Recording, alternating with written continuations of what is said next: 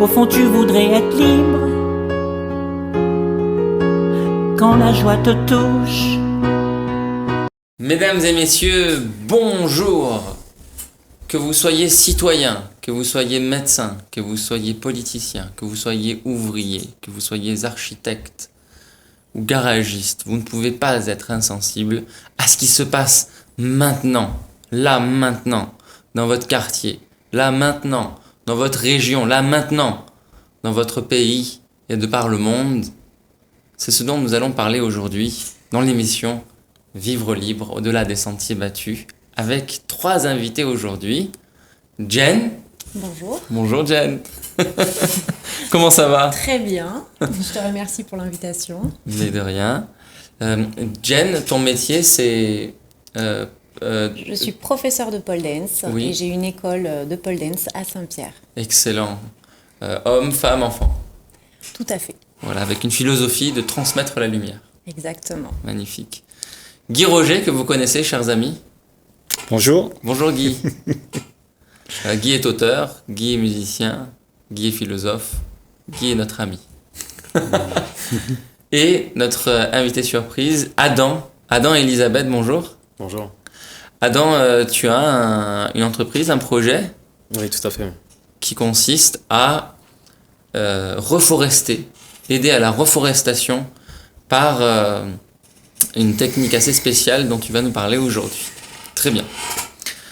Le sujet que j'ai commencé en introduction, c'est de voir qu'est-ce qu'il y a là maintenant. Qu'est-ce qu'on a là maintenant.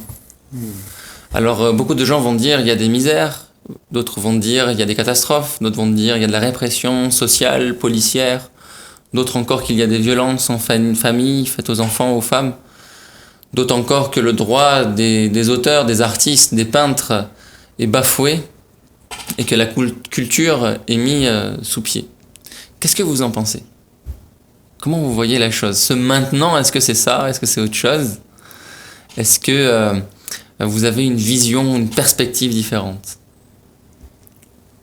Si je peux m'exprimer sur ça, c'est très intéressant ce que tu dis. C'est vrai qu'on pourrait soulever beaucoup de problèmes, et en sachant que d'une problématique pourrait naître au moins 5 solutions minimum. Donc il est vrai que la plupart des gens, je pense, qui ont beaucoup changé l'histoire qu'on connaît aujourd'hui, étaient toujours dans une situation parfois, on va dire, indélicate. Donc qui ont fait que justement, ils ont dû changer un peu de paradigme de pensée, de manière de faire, pour pouvoir réaliser justement ces dites solutions et emmener quelque chose qu'on dirait équitable, viable, entre guillemets, pour tout un chacun. On pensait d'une certaine façon avant un événement, un choc, et puis d'une autre façon après. Exactement. Ça. Ce qui était intéressant aussi, avant qu'on commence le plateau, on a parlé hors plateau avec Guy aussi, il était intéressant de voir que justement, à travers ce qu'on pourrait voir en termes de problématiques ou d'unification de travail, entre guillemets, de race humaine, de solutions, je voyais ça un peu comme une pièce de puzzle. À l'instar de tout ce qu'on pourrait être, entre guillemets nous, chacun individuel, une pièce. On ne pourrait pas comparer une pièce à une autre. Je pense que chaque personne a un savoir-vivre, quelque chose qui est un don individuel et qui, amené ensemble, dans l'ensemble de ce puzzle, pourrait ramener une solution vraiment équitable et ne plus être, comme on citait là, dans une comparaison de justement gagnant-perdant. Plus de compétition. Là où nous sommes dans le cœur, il n'y a que de la coopération. Guy? C'est vrai. C'est vrai que, en fait, ce que tu dis c'est très subtil. Parce que moi, je dirais que comment ferons-nous alors pour vivre ainsi? Parce que comme tu disais, qu'est-ce qu'on voit maintenant? Qu'est-ce qu'il y a maintenant? Ben, il y a de la misère, il y a tout ça. C'est ce qu'on connaît. On ne connaît rien d'autre. On peut se leurrer, qu'on connaît quelque chose d'autre. On ne connaît pas beaucoup de joie. Nous, les humains, c'est rare qu'on connaisse vraiment la joie de vivre, l'instant joyeux où on a oublié toute notre tracasserie. C'est rare. Donc, ce qu'on connaît vraiment, c'est la tracasserie. Alors, moi, je dirais que, tu vois, pour comprendre qu'est-ce qui se passe en soi, il faut voir qu'est-ce qui se passe en soi maintenant. Maintenant, il se passe en soi quelque chose. Il se passe peut-être des choses autour de nous dans le monde, mais ce qui se passe autour de nous dans le monde, c'est le résultat de ce qu'on pense. Chacun d'entre nous, on pense, et on agit, et on fait exister le monde autour de nous. Nous sommes responsables de ce que le monde il est aujourd'hui. avec toutes les tracasseries, tous les malentendus, tous les disputes, tout ça. Le monde existe comme ça, parce que nous avons pensé et nous désirons un monde. Donc le monde que nous désirons, c'est un monde beau, merveilleux. Mais comme nous ne sommes pas merveilleux, comme nous ne sommes pas beaux, ben nous inventons le monde avec nos peurs. Nous disons, on aimerait avoir ça. Et on court derrière, et on devient esclave de ce qu'on voudrait mettre en place. Et comme on est esclave de ce qu'on voudrait mettre en place, en fait, ben on enquiquine tout le monde, parce qu'il y a des gens qui ne veulent pas faire ce que tu veux. Tu vois? Donc on impose aux gens des lois. Il faut être gentil, tu vois. Il ne faut pas être hypocrite, il ne faut pas être comme ci, il ne faut pas être comme ça. Alors que, peut-être pour mettre tout ça en place, comme tu disais là, ce serait le moment de dire à tout le monde, c'est OK comme ils sont. Ne pas les bousculer, les laisser être comme ils sont, tu vois. Parce que quand tu juges quelqu'un, eh ben, c'est à ce moment-là qu'il ne peut plus réfléchir. Parce qu'il est dans la souffrance que quelqu'un le juge. Mais quand on s'aime, quand il y a cette acceptation en l'autre, il change. Parce qu'il a confiance en toi. Il veut rentrer dans ton monde, tu vois. Et c'est ce qui manque aujourd'hui, tu sais, pour faire susciter tout ce que tu viens de dire là. C'est ça qu'on a besoin. On a besoin de mettre ça au fond de nous. Et c'est ce qui se passe maintenant en nous. C'est cette joie. Elle est maintenant ça. Ça, c'est la seule chose qui est réelle. Tout ce qui se passe autour de nous, toutes les activités dans le monde entier qui se passent, ce ne sont que le reflet de ce qu'on aimerait. Tu vois, c'est une manifestation de nous-mêmes. Mais ce qu'on est vraiment, si on a accepté d'être ce qu'on est, eh ben, on est joie, amour, beauté, et on est une expérience de vivre ensemble. Exactement. Tous ensemble. Tu vois. Tout à fait. Ça me parle beaucoup, oui. Ça me parle beaucoup parce que justement, je suis plus là-dedans moi aujourd'hui. Et ce que j'essaie de faire, c'est justement d'amener la joie, l'amour dans ce que je fais. Wow. Donc, c'est ce que j'essaie de faire avec ma lumière. Quand les gens viennent en cours, le but, c'est qu'elles s'amusent, qu'elles retrouvent leur petite fille intérieure. Et pareil avec les enfants, c'est qu'elles redécouvrent la vraie joie de vivre et qu'elles grandissent avec ça. Wow. Et c'est ce qui se passe la plupart du temps. Les élèves s'éclatent tellement qu'elles n'ont pas envie de sortir des cours. Les petites n'ont plus envie de partir quand leurs parents viennent les chercher. Donc voilà, je vous avouerai que je ne regarde pas trop les infos, les actualités, parce que j'évite de m'amener des choses négatives. Je reste renseignée, mais en cherchant moi-même les informations, en les lisant. C'est beaucoup moins choquant qu'en les regardant et en subissant, en fait, les médias. Donc je reste quand même informée de ce qui se passe, mais du coup, j'ai plus envie, d'aider les gens à garder la joie de vivre en publiant des vidéos drôles, en faisant des cours, en me ridiculisant sur les réseaux sociaux. Et j'ai beaucoup de messages de personnes qui me remercient d'avoir mis ce petit moment de bonheur dans leur journée et autres. Et c'est ce que je cherche à faire, parce qu'on vit vraiment en ce moment dans un monde qui se restreint de plus en plus, qui restreint nos libertés de plus en plus. Et la vraie liberté qu'on a, c'est la joie, comme vous dites. Et pour rester dans la joie, eh ben, il faut s'aimer soi d'abord. Il faut déjà savoir s'aimer soi pour pouvoir donner de l'amour aux autres sans compter. D'accord. S'aimer soi. Ouais. C'est intéressant ça. Parce que dans tes cours, habituellement, tu reçois des femmes, des personnes qui n'ont pas forcément envie de se regarder, qui n'acceptent pas leur corps. Tout à fait. Qui comparent leur corps au corps d'autres gens.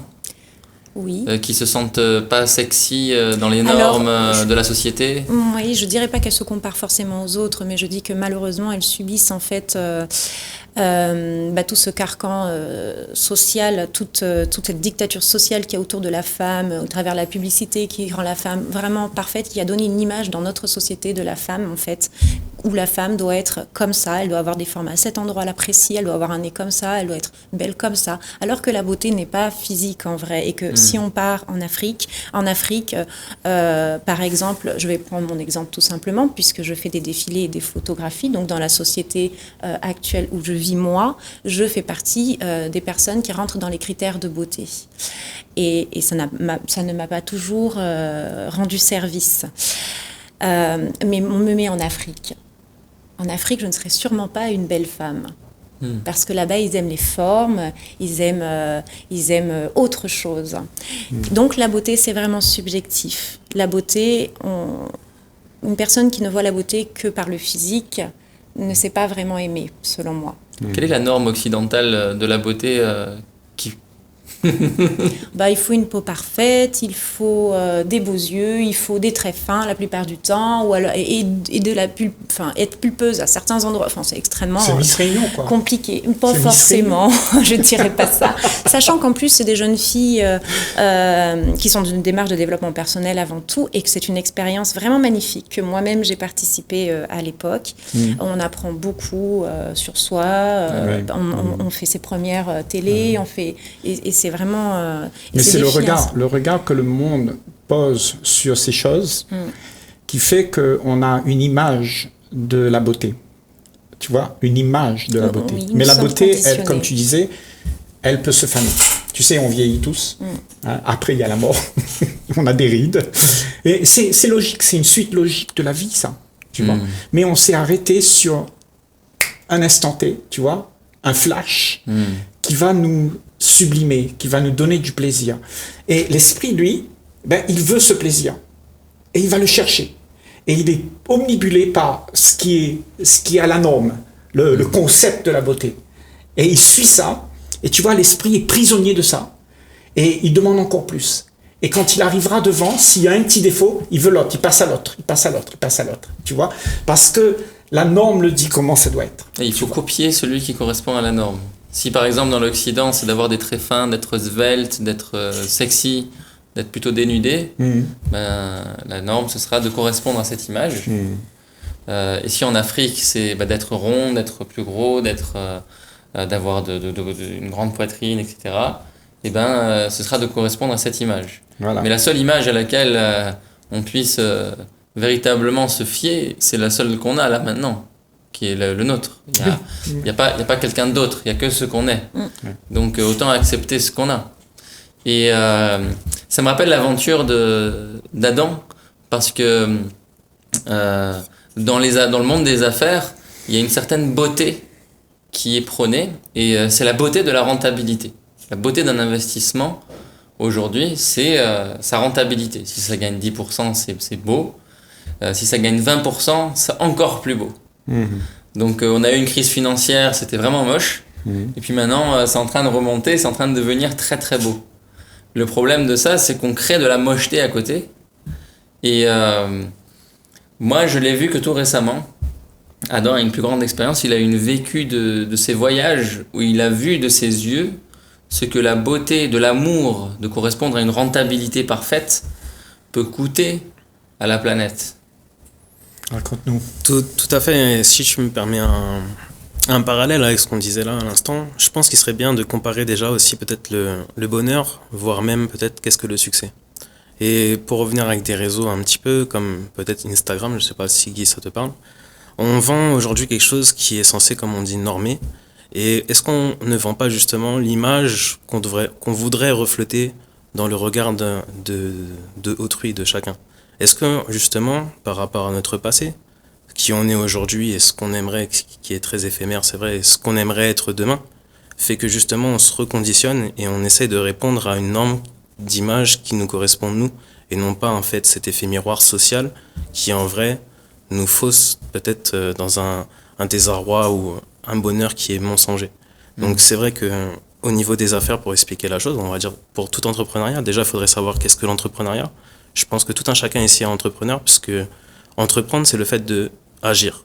Donc quelqu'un pour moi qui se lève déjà et qui a un objectif, qui cherche quelque chose, on ne parle pas seulement de dividendes, d'argent, de spéculation si on peut exprimer la chose, il y a déjà quelque chose de changement, d'une envie de autre chose qui déjà, que moi personnellement je définirais comme beauté.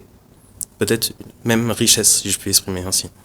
Donc c'est vrai que maintenant à travers, comme tu expliquais Farzad, le voyage qui a pu aussi peut-être certainement m'ouvrir l'esprit, d'autres rencontres, de gens de divers milieux, statuts, qui a pu me faire comprendre aussi qu'est-ce qu'était peut-être l'entrepreneuriat et le fait de pouvoir vivre une entreprise d'une manière à être réellement heureux. Non pas seulement parce que mon compte me le définit ou que mon comptable ou je ne sais qui pourrait me définir en tant que peut-être porte-monnaie ou affaire à saisir, je ne sais pas. Donc j'ai voulu définir quelque chose de différent et c'est beau de voir qu'aujourd'hui on peut en discuter sur La Réunion ce qui est une réunification, quelque chose qui est différent, que tout le monde est différent, divers secteurs d'activité, diverses personnes, comme on peut citer là aujourd'hui, divers secteurs d'activité qui nous permettent aussi d'être différents. Et comme je l'ai cité, en termes de pièces de puzzle, en vrai, on est complémentaires. Donc c'est vrai que à travers ce business model, j'ai pu comprendre différentes choses qui m'ont permis aujourd'hui d'avoir une visu sur ce que je voudrais moi entreprendre et qui correspond aussi à mon éthique et qui j'espère pourrait correspondre aussi à tout un chacun de manière équitable et j'ai envie de vous dire accessible réellement à tous parce que le bonheur n'est pas seulement sur ce qu'on pourrait citer sur un tweet ou un like et ne peut-être pas se perdre aussi, surtout nous aussi petits qu'on soit sur la Réunion, dans un modèle justement de bonheur erroné. Je vous dirais pas de devenir ici... On se rend pas compte combien de personnes ont cette conscience aujourd'hui. Exactement. Et c'est pas parce que tout le monde répète une insanité ou une ânerie qu'elle devient vraie. Exactement. C'est juste que certaines personnes qui ne disent pas ces âneries, mais qui disent le vrai, elles existent, elles sont là autour du plateau. Vous avez des parcours similaires, Guy et Adam. Par exemple, Guy avait une entreprise, 80 salariés, belle réussite, investisseur dans l'immobilier, etc. Et puis, du jour au lendemain, il décide de devenir auteur, musicien, de faire autre chose. Adam, ici, qui est assis ici, à peu près au même âge, quasiment, à 20 ans près. À 20 ans près. Mais il est dans l'immobilier, il investit, et puis il a la réussite, tout le monde lui dit bravo, c'est génial, mais il ressent un vide en lui. Il se dit mais qu'est-ce qui se passe en moi? Je gagne, tout le monde me dit que je suis un gagnant, mais en moi je sens que je perds. Exactement. Et c'est au cours d'un de ses voyages à Madagascar, en Malaisie, je sais plus, où il se rend compte que les objets d'investissement dont il est en charge détruisent la nature, défrichent les arbres. Et il se dit, je vais faire autrement. Oui. Je vais faire en sorte que l'investissement puisse à la fois replanter des arbres et à la fois être profitable aux gens derrière. Quand un être humain il prend conscience qu'il est en train de détruire, quand il prend conscience, exactement. Parce que c'est pas nécessairement tout le monde, quand on vit aujourd'hui, on prend conscience de ce qu'on est. Il y en a même qui réalisent même pas qu'ils sont égoïstes. C'est pas grave d'être égoïste. Mais si tu prends pas conscience que tu es égoïste, tu as un problème. Non? Et c'est pour ça que je dirais de prendre conscience. À partir du moment où tu prends conscience, tu réagis d'une autre manière. Exactement. Et cette réaction n'est plus quelque chose que tu connais. C'est quelque chose qui vient en toi. C'est comme une source qui coule. Et tu vois, il n'y a plus personne qui te dit quoi faire. Elle connaît qu'est-ce qu'il faut faire. C'est une intelligence qu'on a tous, cette intelligence-là. On l'a tous, tu vois. Mais il y a des moments charnières de la vie où on a cette prise de conscience, Guy? Ben justement, c'est quand on voit le faux. Si tu vois que le Père Noël n'existe pas, tu prends conscience, non? Tu dis tout de suite, qu'est-ce qui existe? Il n'existe rien. Donc tu fais ta vie avec ça, avec rien, mais pas avec des histoires. Parce que les histoires vont te donner des tracasseries. Parce qu'il faut avoir de l'argent pour payer les jouets, blablabla, tu connais. Et donc ça va te causer des tracasseries. Mais quand tu sais la vérité, la chose réelle, eh ben il n'y a plus besoin de tout un monde autour de toi qui te fait marcher dans un sens. Et si on faisait le tour des prises de conscience qu'on a eues chacun là autour de la table? Ça vous dit? Allô? Qui aimerait commencer? Ma première prise de conscience, c'est au bout d'un voyage également aussi, sur lequel je me suis rendu compte réellement qu'il était possible de faire les choses correctement. Parce qu'à la base, j'étais dans un système capitaliste où, pour emmener le foncier justement avec cette ossature bois, ce bois prestigieux et ce produit, on dira de luxe, accessible à très peu de personnes, derrière, comme tu as cité, je n'étais pas conscient réellement que je causais du tort à autrui. Et effectivement, comme Guy l'a cité, c'est à ce moment-là où on a un déclic qu'on a envie de changer. Donc je reviendrai aussi pour le fait de s'aimer soi-même, je dirais plus se connaître, comprendre aussi ce qu'on a envie de faire, parce que sur le papier, ça fonctionnait. C'est quand le moment où tu as eu le déclic, toi?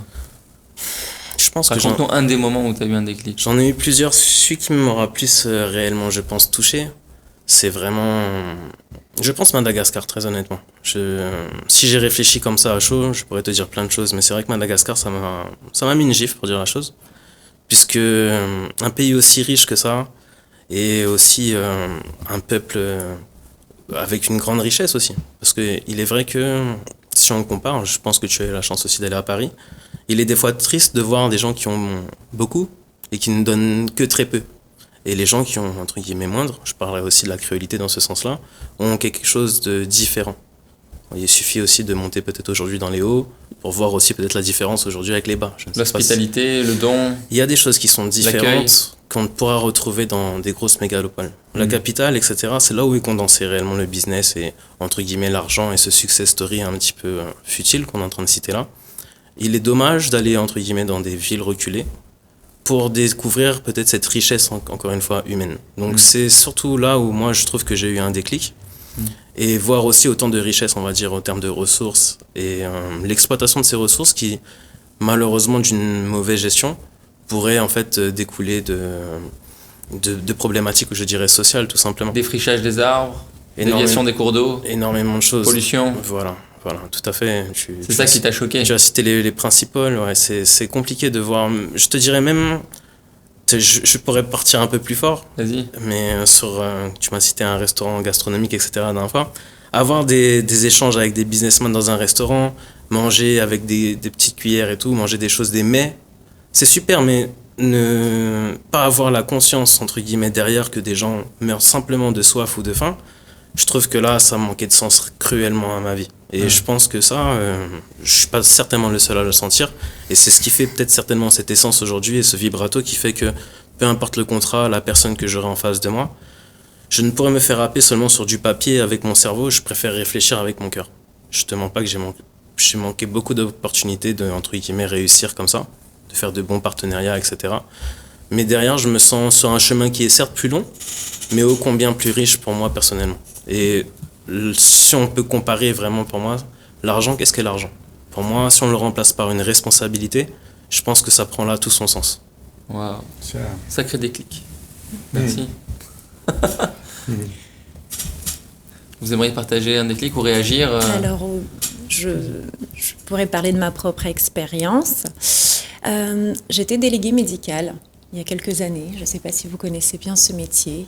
Nous sommes en fait des démarcheurs auprès des médecins et nous allons présenter des médicaments dans le but de faire vendre plus de médicaments pour des laboratoires pharmaceutiques. Quel noble métier. Voilà. En faisant cette formation, j'étais persuadée de me rendre utile. Bon, la formation était vraiment très intéressante, très riche. J'ai appris énormément. Et ça m'aide beaucoup dans mon métier actuel.